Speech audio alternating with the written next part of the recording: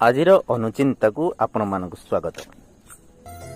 ଓମ୍ ନମୋ ଭଗବତେ ବାସୁଦେବାୟ। ପ୍ରଥମେ ଆଜିର ଅନୁଚିନ୍ତା। ପ୍ରିୟ ଭକ୍ତବନ୍ଧୁମାନେ, ଆଜିର ଅନୁଚିନ୍ତାଟି ହେଲା, ଅନୁଚିନ୍ତାଟି ଘରର କେତେ ଶୁଭାଶୁଭ ଫଳକୁ ନେଇ କହୁଛି। ମନ ଦେଇକି ଶୁଣନ୍ତୁ। ଘରର ମୁଖ୍ୟ ଦ୍ୱାରର ଗେଟ୍ଟି ଘର ଭିତର ପଟକୁ ଖୋଲିବା ଶୁଭ ହୋଇଥାଏ। ଏ ହେଲା ନମ୍ବର 1। ଆଉ ନମ୍ବର 2, ଘରର ମୁଖ୍ୟ ଦ୍ୱାର ସାମ୍ନାରେ ମୟୂର ପୁଚ୍ଛ ରଖିବା ଶୁଭ ହୋଇଥାଏ। ନମ୍ବର 3, ଘରର ମୁଖ୍ୟ ଦ୍ୱାର ଉପରେ ଆମ୍ବପତ୍ର ଏବଂ ଅଶୋକ ପତ୍ରର ତୋରଣଟିଏ ମାଳଟିଏ କରି ଲଗାଇବା ଶୁଭ ହୋଇଥାଏ।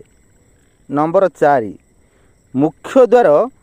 ଘରର ମୁଖ୍ୟ ଦ୍ୱାର ଆକର୍ଷଣୀୟ ହେଲେ ଜୀବନରେ ବହୁତ ଉନ୍ନତି ହୋଇଥାଏ। ହଁ, ସତ କଥା ଆଜ୍ଞା ଏଇଟା। ନମ୍ବର 5, ଘରର ମୁଖ୍ୟ ଦ୍ୱାର ସାମ୍ନାରେ ପ୍ରତିଦିନ ଲକ୍ଷ୍ମୀ ପାଦଚିତା ବନାଇବା ଶୁଭ ହୋଇଥାଏ। ଦେଖନ୍ତୁ, ପରୀକ୍ଷା କରି ଦେଖନ୍ତୁ, ଏଗୁଡ଼ାକୁ ପାଳନ କଲେ ଆପଣଙ୍କର ମଙ୍ଗଳ ହେବ। ନିଶ୍ଚିତ ଭାବେ ଘରର ଆପଣଙ୍କର ପରିବାରର ସମସ୍ତଙ୍କର ମଙ୍ଗଳ ହେବ। ହଁ, ୟା ପରେ ଆଜିର ସାଧୁବାଣୀ। ପ୍ରିୟ ଭକ୍ତବନ୍ଧୁମାନେ, ଆଜି ଆମେ ସାଧୁବାଣୀ ମାଧ୍ୟମରେ ଗୋଟାଏ ବଢ଼ିଆ ପଦଟିଏ ନେଇଛୁ। କ'ଣ ସେଇଟା? ପରଚର୍ଚ୍ଚା। ପର ନିନ୍ଦା କଲେ କ'ଣ ହୁଏ, କ'ଣ ଫଳ ମିଳେ। ଏମିତି କେତେଟା ବେକାରିଆ ଲୋକ ଥାଆନ୍ତି ନା, ସମସ୍ତେ ନୁହନ୍ତି ଆଜ୍ଞା, କେତେଟା ଏମିତି ଥାଆନ୍ତି, ବଛା ବଛା କି କେତେଟା ଏମିତି ଥାଆନ୍ତି ବେକାରିଆ ଲୋକ ଗୁଡ଼ାକ। ସବୁବେଳେ ସେ ପର ଚିନ୍ତା କରିବେ। ଆ ପୁଅ ଏମିତିକା, ତା ଝିଅ ଏମିତିକା, ତା ଘର ଏମିତି, ଆ ଘର ଏମିତି, ଏମିତି ସବୁ। ତମେ ଯଦି ମୁଣ୍ଡ ପୋତିକି ଚାଲୁଥିବ, ହେ ଦେଖୁନୁ କ'ଣ ଗୋଟେ ପାପ କରିଛି, ଭୁଲ କରିଛି, ମୁଣ୍ଡ ପୋତିକି ଚାଲୁଛି। ମୁଣ୍ଡ ଯଦି ଟେକିକି ଚାଲିବ, ଆର ମତ ଗର୍ବି ହେଇଗଲାଣି, ତେଣୁକରି ଏ ଛାତି ଫୁଲେଇକି ମୁଣ୍ଡ ଟେକିକି ଚାଲୁଛି। ଯଦି ଲୋକ ଦେଖିଲେ ତମେ ଏପଟେ ସେପଟେ ମୁହଁ ବୁଲେଇକି ଚାଲିବ, ତାହେଲେ ବେଲିବେ ଇଏ ଦେଖୁନୁ, ଆର ଆଖିର ଠିକଣା ନାହିଁ, ଆର ଚରିତ୍ର ଭଲ ନୁହଁ। ଆଉ କ'ଣ କରିବା? ଯାହା କଲେ ବି ଲୋକ ଆପଣଙ୍କୁ ଖୁଣିଲେ କ'ଣ କରିବା? ମରିଯିବା? ଆତ୍ମହତ୍ୟା କରିଦେବା? ନାଇଁ ଆଜ୍ଞା, ଯଦି ଆତ୍ମହତ୍ୟା କରିଦେବା ତାହେଲେ ବେଲେ ଦେଖୁନୁ କେତେ ପାପ କରିଥିଲା ନା, ସେ ଆଉ ନିନ୍ଦା ସହି ପାରିଲାନି, ତେଣୁକରି ଆତ୍ମହତ୍ୟା କରିକି ମଲା। କ'ଣ କରିବା? ପର କଥାକୁ ଛାଡ଼ନ୍ତୁ ଆଜ୍ଞା। ଏମିତି ପରଚର୍ଚ୍ଚା କଲେ କ'ଣ ହୁଏ, କ'ଣ ମିଳେ? ହଉ ବାବୁ, ତମେ ତ ତମ କଥା ଦେଖିବ ନା, ୟା ତା କଥା କାହିଁ ଚିନ୍ତା କରୁଛ? ତମେ ତମ କଥା ଦେଖୁନା। ଏମିତି ପରଚର୍ଚ୍ଚା, ପରନିନ୍ଦା ଯେଉଁମାନେ କରନ୍ତି, ଆସନ୍ତା ଜନ୍ମରେ ସେମାନେ ଘୁଷୁରୀ କିମ୍ବା କାଞ୍ଚିଆ କୁକୁର ହେଇକି ଜନ୍ମ ହୁଅନ୍ତି। ହଁ ଆଜ୍ଞା, ଏଇ ପରଚିନ୍ତା, ପରନିନ୍ଦା କଥାକୁ ନେଇକି ଗୋଟାଏ କଥା ମନେ ପଡ଼ିଗଲା, କହୁଛି ଶୁଣନ୍ତୁ। ବଢ଼ିଆ କଥାରେ ମନ ଦେଇକି ଶୁଣନ୍ତୁ। ଦିନେ ଧର୍ମରାଜ ଯୁଧିଷ୍ଠିର ଯଜ୍ଞ କରିବାକୁ ବାହାରିଲେ। ଯଜ୍ଞ କରିବେ। ସେଇ ଯଜ୍ଞ 6 ମାସ କାଳ ଚାଲିବ, ରାଜସ୍ୱ ଯଜ୍ଞ। ହେଲେ ଏଇଠି ପ୍ରଥମ ନିମନ୍ତ୍ରଣ କାହାକୁ ଦିଆଯିବ? ଶ୍ରୀକୃଷ୍ଣଙ୍କୁ, ଭଗବାନ ଶ୍ରୀକୃଷ୍ଣଙ୍କୁ। ଧର୍ମରାଜ ଯୁଧିଷ୍ଠିର ବୁଲି ବୁଲିକି ସମସ୍ତଙ୍କୁ ପ୍ରଥମ ନିମନ୍ତ୍ରଣ କୃଷ୍ଣଙ୍କୁ ଦେଇ, ବାକି ସମସ୍ତଙ୍କୁ ନିମନ୍ତ୍ରଣ କରି, ସବୁ ରାଜାଙ୍କୁ ନିମନ୍ତ୍ରଣ କରିକି, ସମସ୍ତ ରାଜ୍ୟବାସୀକୁ, ପ୍ରଜାବାସୀ, ସବୁ ରାଜ୍ୟର ସମସ୍ତଙ୍କୁ ଡକେଇକି ନିମନ୍ତ୍ରଣ କରିକି ଆସିଲେ। ଯଜ୍ଞ ଆରମ୍ଭ ହେବାକୁ ଆଉ କେତୋଟି ଦିନ ବାକି ଅଛି। 6 ମାସ କାଳ ଯଜ୍ଞ ଚାଲିବ ନା। କୃଷ୍ଣ ଯଦି ଆସିକି ରହିଯିବେ, ଯଜ୍ଞଟା ସୁରୁଖୁରୁରେ ହେଇଯିବ। ଯାହା କିଛି ଆପତ୍ତି ବିପତ୍ତି ଆସିଲା, କୃଷ୍ଣ ସବୁ ଆଡ଼ କରିଦେବେ। ତେଣୁକରି ଧର୍ମରାଜ ଯୁଧିଷ୍ଠିର ଭୀମକୁ ପଠେଇଲେ। ଭୀମ, ତୁମେ ଯାଅ, ଦ୍ୱାରିକା ଅଧିପତି ଶ୍ରୀକୃଷ୍ଣଙ୍କୁ ନେଇକି ଆସ ଏଠିକି। ଭୀମ ବାହାରି ପଡ଼ିଲେ ଓ ଯଥା ଆଜ୍ଞା କହି ଭାଇଙ୍କର ଆଜ୍ଞା ନେଇକି ରଥ ସଜସଜ୍ଜା କରି ରଥରେ ବାହାରି ପଡ଼ିଲେ, ଚାଲିଲେ ଦ୍ୱାରିକା। ଦ୍ୱାରକା ଯାଇକିରି କୃଷ୍ଣଙ୍କର ଦ୍ୱାରୀ ଯିଏ ଥିଲେ, ଦ୍ୱାରପାଳ ଦ୍ୱାରୀ ଯିଏ ଥିଲେ, ତାକୁ କହିଲେ, ହେ ଦ୍ୱାରୀ, ଯା ଦ୍ୱାରିକାଧୀଶଙ୍କୁ କହିବୁ ଭୀମ ଆସିଛନ୍ତି ଆପଣଙ୍କୁ ଦେଖା କରିବା ପାଇଁ, ଆପଣଙ୍କୁ ଦର୍ଶନ କରିବା ପାଇଁ, ଯାହା କହିଦେବୁ। ସେଇଠୁ ଦ୍ୱାରୀ କହିଲା, ହଉ ଆଜ୍ଞା, ଆପଣ ଏଠି ଟିକେ ଅପେକ୍ଷା କରନ୍ତୁ, ମୁଁ ଯାଇକି କହିକି ଆଜ୍ଞା ନେଇକି ଆସୁଛି। ଦ୍ୱାରୀ ଗଲା। ଇଏ ଭୀମ କ'ଣ ଆଉ ରହିବା ଲୋକ? ଇଏ ତ ଟିକେ ବି ଜଗିବନି, ସମ୍ଭାଳିବନି ନା। ଦ୍ୱାରୀ ଯେମିତି ଯାଇଛି, ଦ୍ୱାରୀର ପଛେ ପଛେ ପଛେ ପଛେ ଏଇ ଭୀମ ମଧ୍ୟ ପଳେଇ ଯାଇଛି। ଦ୍ୱାରୀ ଯାଇକି ଶ୍ରୀକୃଷ୍ଣ ବସିଛନ୍ତି। ଶ୍ରୀକୃଷ୍ଣଙ୍କର ସେଇଟା ଭୋଜନ ସମୟଟା, ଶ୍ରୀକୃଷ୍ଣ ଭୋଜନ କରୁଛନ୍ତି ବସିକି। ସେଇ ସମୟରେ ମଣିମାଙ୍କ ଜୟ ହଉ ବୋଲି କହିଦେଲେ। କିଏ? ଦ୍ୱାରୀ। ମଣିମାଙ୍କର ଜୟ ହଉ। କୃଷ୍ଣ ମୁଣ୍ଡ ଟେକିଲେ। ହଁ, କ'ଣ ହେଲା ଦ୍ୱାରୀ? ମୁଣ୍ଡ ଟେକି କ'ଣ ହେଲା ଦ୍ୱାରୀ ବୋଲି ଯେ କହିଲେ, ଏତିକି କହିବା ଭିତରେ, ମୁଣ୍ଡ ଟେକି ଦେଖିବା ଭିତରେ ଦ୍ୱାରୀର ପଛପଟେ ଆସିକି ଭୀମସେନ ଛିଡ଼ା ହେଇ ପଡ଼ିଲେଣି। କିନ୍ତୁ ଦ୍ୱାରୀ ଏଇଟା ଜାଣିନାହାନ୍ତି ଯେ ମୋ ପଛପଟେ ଭୀମସେନ ଆସି ଛିଡ଼ା ହେଇଛନ୍ତି ବୋଲିକି। हाँ कौन कहूँ द्वारी कह ना आज्ञा द्वितीय पांडव आपण को देखा करने आपण दर्शन अभिलाष आसी अच्छा जा कहीदेबू मत समय ना टाइम ना मत देखा करू आ हाँ मु देखा करती कि कौन यहीटा मोर तो खाइबा समय यही समय से जब आसवे देखिए बोले भीम तो गोटे पेटू ना ता पेट को किसी अंटेनी सी जो देखिले मत दृष्टिया कर मोर देहटी खराब हे हाँ तेणु कहीदे जा समय ना एतिकी भितर आउ कौन भीमसेन संभाल कि कथा जाक शुणिकी सी कौन कला द्वारी जो छिड़ा होता द्वारी को गोटे धकिया देदेला द्वारी को डेईकी पलैसा कौन कहले महाप्रभु मु पेटू मो पेट को अंटेनी जहाँ खाइले भी मु देखिले आपण को दृष्टिया हो आपण देह खराब हो देखते आज्ञा कृष्ण की नटकटिया केमिति खेल खेलुछन्ति केमिति मजा करुछन्ति हाँ सेठू जेतेबेले भीमर ए कथा शुणिदेले श्रीकृष्ण कहले अरे भीमसेन तमे केतेबेले आसिला आस आस आस बस बस बस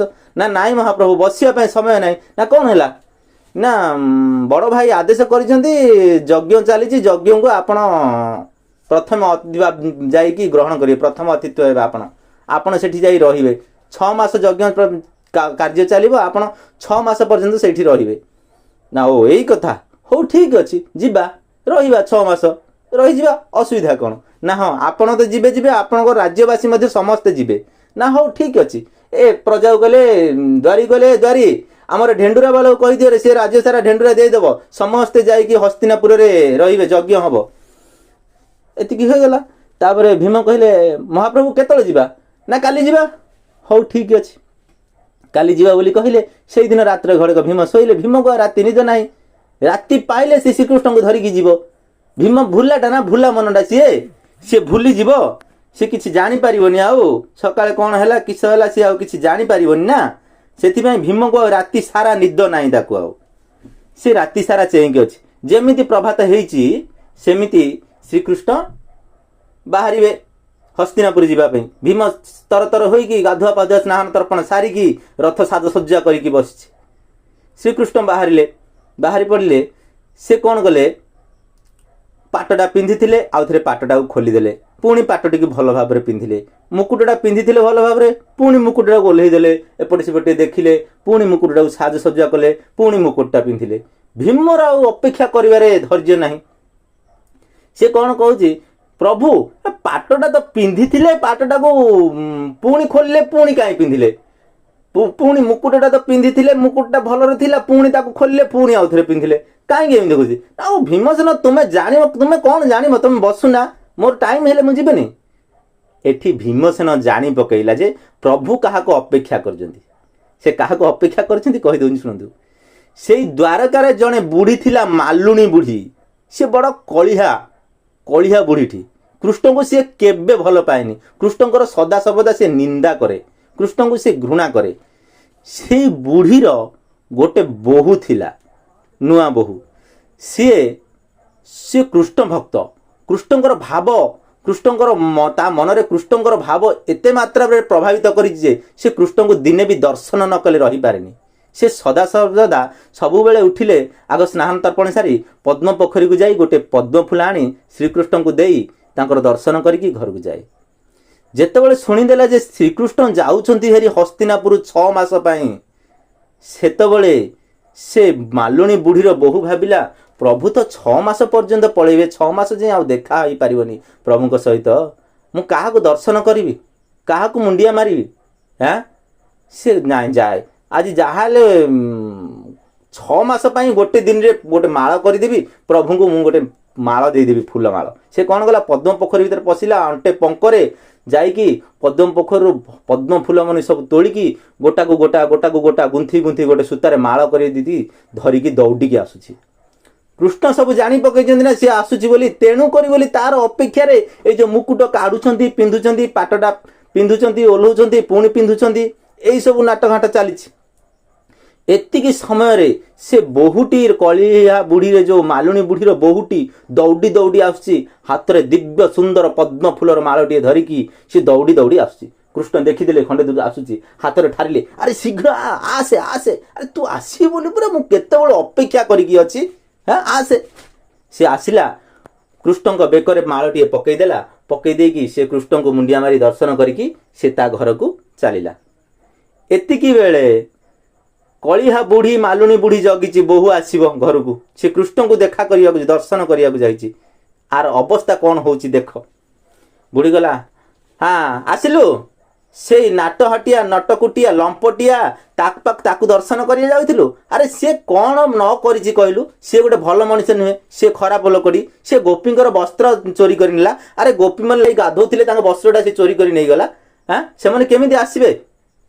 ସିଏ ଗୋଟେ ଲମ୍ପଟିଆ କପଟିଆ, ତାକୁ ତୁ ଦର୍ଶନ କରିଛୁ?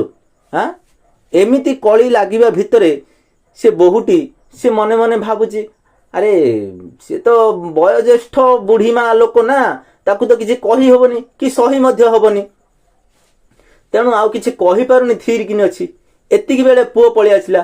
ନା କ'ଣ ହେଲା ମା? ନା ଦେଖେ ତୋ ସ୍ତ୍ରୀ କୃଷ୍ଣଙ୍କୁ ଯାଇ ପଦ୍ମ ଫୁଲର ମାଳ ଦେଇକି ଆସିଲା। ନା ହଁ ସତରେ ତମେ ଯାଇଥିଲ?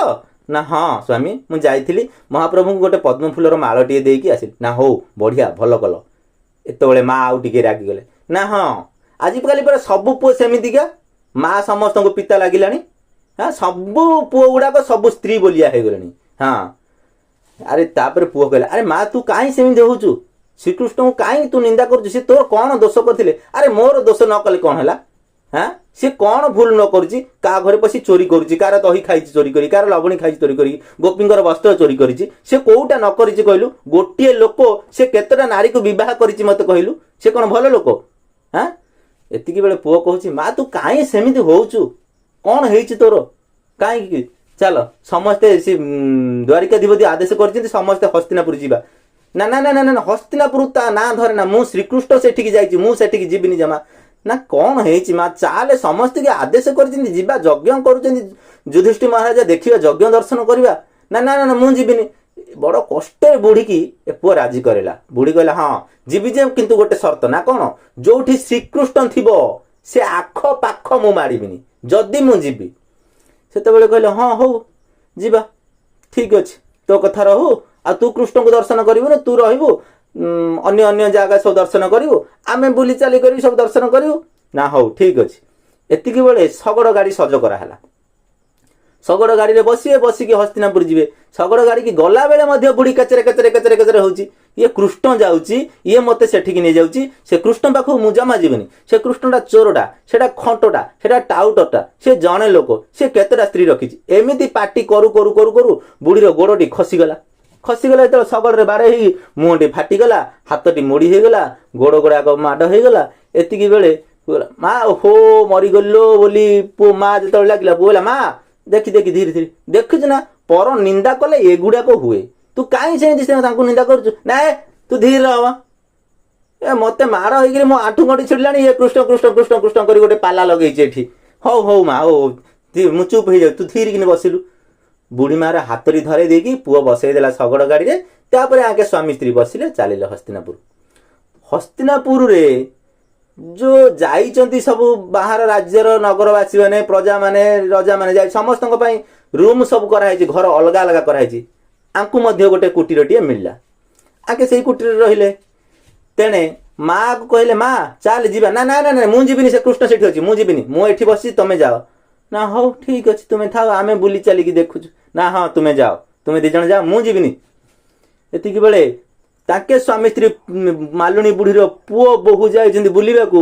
ଏ ବୁଢ଼ୀ ଓହୋ ବୋପାଲୋ ମାଲୋ ଏମିତି କରି ମାଡ଼ ହେଇଯାଇଛି ନା, ସେ ସବୁବେଳେ କଷ୍ଟ ଗୁଡ଼ାକ ଆଉ ସମ୍ଭାଳି ପାରୁନି। ଓହୋ ବୋପାଲୋ ମାଲୋ କରି ସେ ଅଛି ବସିଛି। ଏତିକି ବେଳେ ଗୋଟିଏ କଳା ହେଇକି 7-8 ବର୍ଷର ଛୁଆଟିଏ ହାତରେ ଲବଣୀ ସର ଦୁଗୁଡ଼ାଏ ଧରିକି ଆସିଛି। ଆଇ ମା କ'ଣ କରୁଛୁ? ନା ବସିଛି ରେ ପୁଅ, ମାଡ଼ ହେଇଯାଇଛି ଦେଖୁନୁ। ଓହୋ ମାଡ଼ ହେଇଯାଇଛି, ହଁ ନିଏ ଏ ଲହୁଣୀ ସର ଟିକେ ଖାଇଦିଅ, ତମର ଏ କ୍ଷତ ଯାକ ସବୁ ଭଲ ହେଇଯିବ। ନା ହଁ ଲବଣୀ ସର ଖାଇଲେ କ୍ଷତ ଭଲ ହେଇଯିବ? ନା ମୁଁ ତମ ପାଇଁ ଆଣିଛି ପରା ମା କଷ୍ଟ କରି, ତୁମେ ଖାଉନ, ଖାଅ। ହଉ ଦେ ଟିକେ ଖାଇଲେ। ମା ଟିକେ ଖାଇଲା ପରେ ଟିକେ ଟିକେ ଭଲ ହେଇଗଲେ, କ୍ଷତ ଯାକ ସବୁ ଭଲ ହେଇଗଲା ସିନା, ବିନ୍ଧାଟା ଗଲାନି, ଏ ଯୋଉ କଷ୍ଟଟା ହଉଛି ସେ କଷ୍ଟଟା ବଥାଟା ଆଉ ଗଲାନି। ଓହୋ ପୁଅ ତୁ କିଏ ରେ? କ'ଣ ତୋ ନା? ନା ମୋ ନା କାଳିଆ। ଆଚ୍ଛା ତୋ ଘର କୋଉଠି? ମୋ ଘର କ'ଣ, ମୁଁ ଯୋଉଠି ରହିଲି ସେଇଟା ମୋ ଘର। ମୁଁ ଚାରିଆଡ଼େ ମଥୁରା କାଶୀ ବୃନ୍ଦାବନ ସବୁ ମୋର ଘର। ମୋର ଘର ବୋଲି ସେମିତି କିଛି ନଥାଏ। ନା ତୁ କ'ଣ ଏଡ଼ିକି ଛୁଆଟିଏ, କେତେ ଗେଲୁ ଗେଲୁ କଥା କହୁଛୁ ରେ ବାପା? मोर तो भल सीना हो गला रे बाबा मोर बथा जा नहीं आउ टे खाईदे आउ टे सरल लवणी खुआईदेला तापर गोड़ जाक टे आउसी देला हाथ जाक आउसी देला ना माँ तोर तो भल हो गला किंतु तोर बथा गलानी कौन करू आउ ना कौन करू रे बथा तो जाऊनी ओहो बोपालो मालो एमती से बुढ़ी मालुनी बुढ़ी पाटी कर एतिकी समय बेले से छुआटी कहला माँ आई माँ तुम्हें गोटे काम करूना ना कौन ना टिके कृष्णकर नाम धरदी कहना हे कृष्ण मोर बथा क्षत सब भल हो जाओ ना ना ना ना ना तू ता ना धरने ता से जमा भल लोक नुह से लंपटिया कपटियाटा सी चोरटा ना ना ता ना माँ तुम थरुटे ना ता ना धर देखियो सतरे भल हो मु सत कहूँ कृष्णकर ना ना मत कृष्ण मत भल कर दियो हे प्रभु कृष्ण मत भल कर दियो गोटे थर कही दियो भल हो माँ सत कहूँ ए बुढ़ी कौन कुआड़े कौन कहीकि बड़ कष्ट राजी है ना हाँ हौ रे पुओ तू कहू जी कहबी कि थरटिया कहबी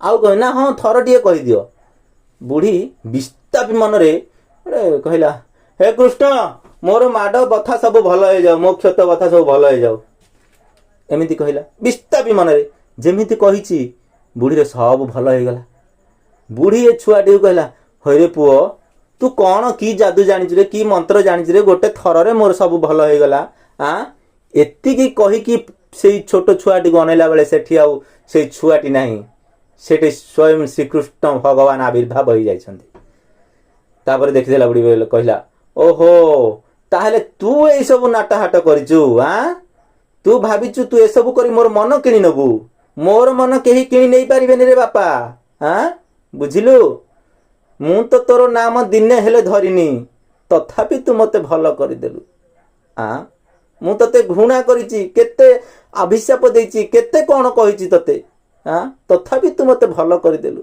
एठी बुढ़ी कांदी पकेइला कृष्णଙ୍କ प्रति प्रेम आविर्भाव हो गला स्नेह मन भितर बुढ़ीर मन भितर स्नेह भाव स्नेह भरा हो गला बुढ़ी कांदी पकेइला हे कृष्ण मु केते तते कौन कहिछि केते गाली देछि केते कौन कहिछि सेगुडा को मोर ऊपर पड़ू मते सब हो सिना तते किछि न हो रे बाबा तुमको किछि न हो एमिति कही कही बुढ़ी कांदी पकेइला बुढ़ीर लोह जाक कृष्णकर पाद तले पड़गला एतिकी बेले श्रीकृष्ण कहले ए आई माँ तू कांदुचु तू कांदेना अरे तू मु तते आई बोली डाकिछि परा तू कांदुचु कहीं मो मुंडिया मारुचु मते कहीं बुढ़ी ता गोड़ तले मुंडिया मारी देथिले श्रीकृष्णकर उठ उठ कहीकि बुढ़ी की कुंढेई की धरी पकेले श्रीकृष्ण हाँ प्रिय भक्त बंधु माने देखिले तो पर चर्चा पर निंदा कले बुढ़ी केमिति माड होइतिला सगड़ू पड़िकी हाँ प्रिय भक्त बंधु माने आज पाई साधुवाणी एतिकी पुणी देखा हेबा आगामी एक अध्याय रे से पर्यंत विदाय दियंतु रहुछि नमस्कार ओम शांति शांति शांति जदि आपण मानको आमर कथाटी भल लागि थाए ताहले आमर चैनल को सब्सक्राइब करी वीडियो को गोटाए लाइक कर दियंतु।